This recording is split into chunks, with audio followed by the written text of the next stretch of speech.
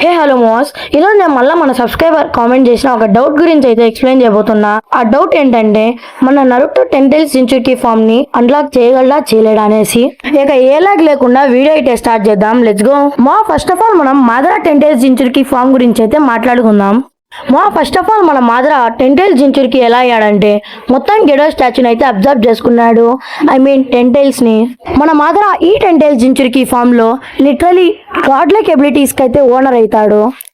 మన మాదరాకి truth seeking orbs, god like chakra reserves and అలాగే ఇమ్మోర్టాలిటీ వస్తుంది. మనం ఇప్పుడు ఇమ్మోర్టాలిటీ గురించి అయితే మాట్లాడాలి. 8 గేట్స్ గాయ ఎంతగా కొట్టినా కూడా మన మాదరా అయితే లిటరలీ చావు నుంచి అయితే బయటకు వచ్చాడు. ఇది తన ఇమ్మోర్టాలిటీ. అయితే మనం దీన్ని ఇమ్మోర్టాలిటీ కన్నా డ్యూరబిలిటీ అని పిలుచుకోవచ్చు.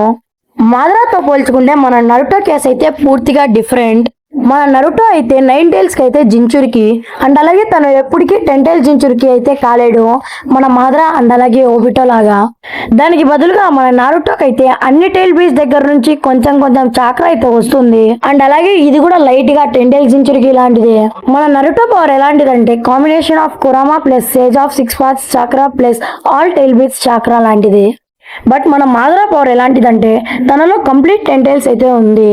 ఇన్ కేస్ మన నరుటో కానీ 10 టైల్స్ జించుర్కి అయితే దాన్ని ఈజీగా కంట్రోల్ చేయగలడు, ఎందుకంటే తను ఒక ఉజుమాకి క్లాన్ కి చెందినవాడు కాబట్టి.